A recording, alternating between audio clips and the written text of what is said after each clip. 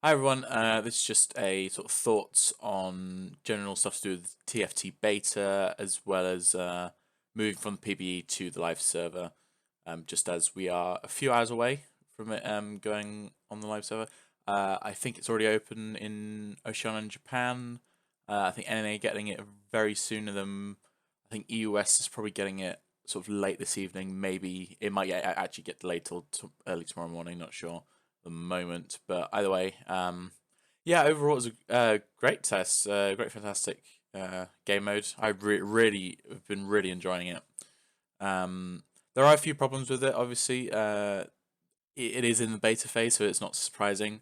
My main problems with it at the moment have been camera has been a bit shitty.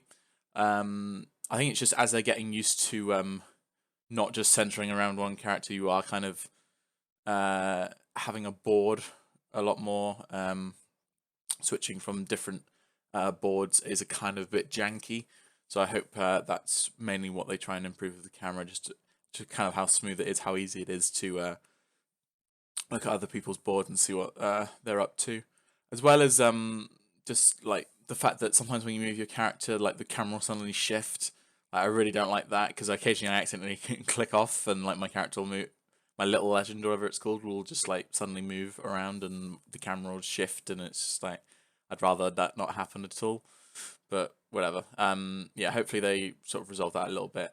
There are quite a few bugs still, especially a couple of to do with the champions, but they are supposedly working on them, and I think they announced recently that they're gonna sort of stop focusing on big like character changes and buffs and nerfs just temporarily while they focus on a lot of bug fixes and technical stuff, so they can get it reasonably stable for the live servers, which is fair enough.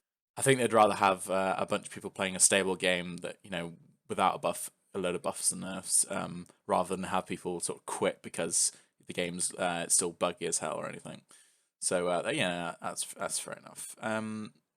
There was, although it wasn't a full patch notes, there was just like a couple of changes that obviously didn't get to include in the previous patch notes. The Ceres bug has been fixed, thankfully, so it's actually viable. So there are a few champions you can build it on, like where it'd be like big kind of alt damage dealers, like an Aurelion Soul or a Varus, or like something like a Lulu, whatever, that kind of thing. But either way, yeah, pretty good that they've changed that. They've also added something to do with some kind of color circles to help improve see your champion. I mean, uh, maybe that would help better. I don't know. I usually have names turned off in regular League of Legends, so when I was starting to play TFT, I had to turn names back on because I half the time in the carousel I couldn't tell who I was. That seemed to resolve it though for me. So I don't know if this is just now an option that I can now turn off some of the names and have this, and it will still be easy to tell. I'm not sure. We'll see what happens with that. But I'm definitely interested in that. I haven't actually played any since that quick fix. Uh, yeah, the only other, I think the biggest thing so far with the game that I just dislike is, and this is probably funny quite saying it, but the item RNG, and it is primarily the fact that in the first three minion waves, the first round of waves that are purely minions, you can theoretically get absolutely zero items from those minions, whereas someone else could get three or four. Now, I perfectly understand maybe some of the RNG of getting some or not getting some for later jungle camps like Trugs or Raptors or Wolves and like dragons and Rift Heralds, so on and so forth. But for those first three waves, I think it should be reasonably standardized, at least a minimum of one item for each of the three waves, so that at least everyone has one item. Now, this may end up making the game slightly less tactical, but I just think it would be a lot better to have a lot more people be able to actually get to those later rounds rather than just kind of being screwed right from the beginning of the game just because you get no items in those first three mini waves. But we'll see what they take it through. I think they at least understand that is a concern within the initial community. Like, a lot of people have been posting about it, although there's been quite a few memes about it. It does seem like a problem that they are at least taking seriously. So yeah, that'll be interesting. When it comes to the little legends, the little avatars that follow you, like to get kind of the ones I wanted on the PBE, I'd spend a lot of RP. I mean, luckily the PBE gives you 3,000 RP for simply playing a game every day. So you know, I was actually able to do that, but I really do not want to be spending that amount of money just for a little avatar when it comes to the live server. So I hope they kind of implement it in the reward system somehow. I know you do get a one of the eggs for the very first reward on the beta pass kind of reward system, but that only gives you like a tiny 1 star. Like I don't know whether you have to like do it through the loot system where like you open eggs and then you get you can maybe combine some of the 1 stars to get 2 stars like you do in the actual game. That could definitely be a possibility on why they've kind of had that star tier system in the Little Legends. But we'll see. But generally, I also want the whole of the rewards really to be just completely not reworked, but just improved really, because it has some nice ideas.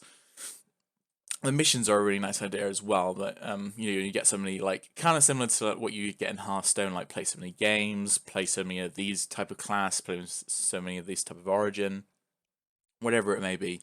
You know, it's a nice idea. It just needs to be improved. It just needs to be built up a bit more. But I suspect that's something. So they've probably just been primarily focusing on the actual gameplay, and technical issues. Yeah. So yeah, I'm just pretty excited for the release to be honest.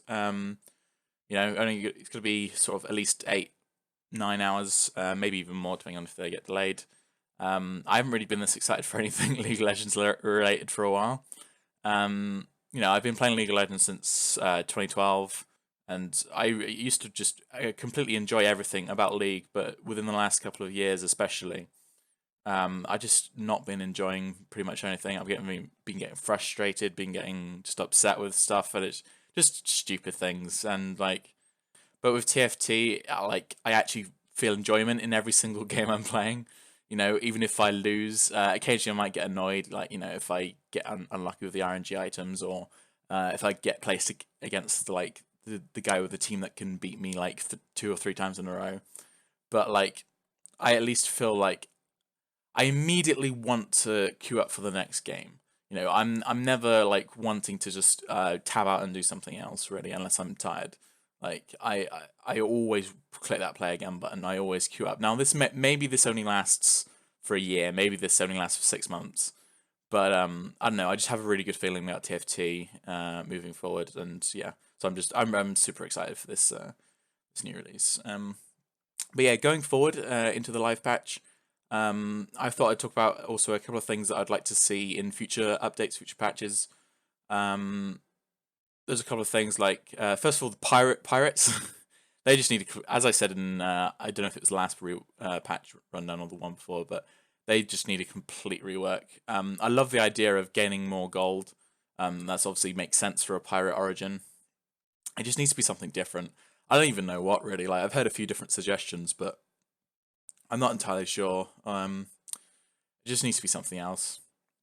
I'd also like to see some buffs to like other different origins and classes, not full reworks like the pirates, but you know, just looking at stuff like Imperial, which I think is good, but just needs a little bit more tinkering.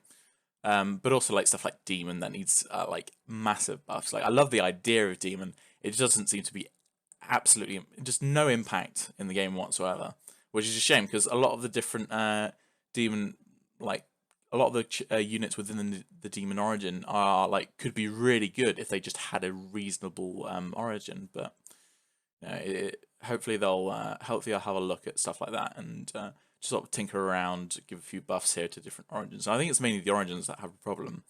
Most of the classes are pretty good. You know, occasionally Gunslingers a bit shit, but even then they give them a little bit of a buff. Some of the units at least a little bit of a buff last patch. So you know, as some of the origins that need a bit of a look at. I'd also like to see a lot more champions. I know I have heard that they are kind of going to be mixing up the champion release. They are going to be adding more, but they're going to be mixing up a little bit where they sort of release like 1 or 2 every couple of patches, and then up to about 60 once they get that, and then they'll release like a whole set. They'll release like a whole bunch at once.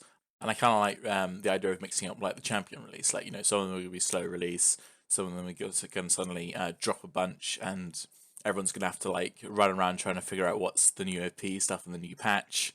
But also as well from that, I'd like to see kind of some variations of champions. So like how Graves has his like Buccaneer skin and he's a pirate, or Vayne has her Arclight skin and she's a noble. Like I'd like to see some variations on that. Like maybe a champion has like a robotic skin, so they get added into the robot section. Maybe there's a variation of I don't know, a demon where they're slightly more human and they have a noble origin instead of a demon one.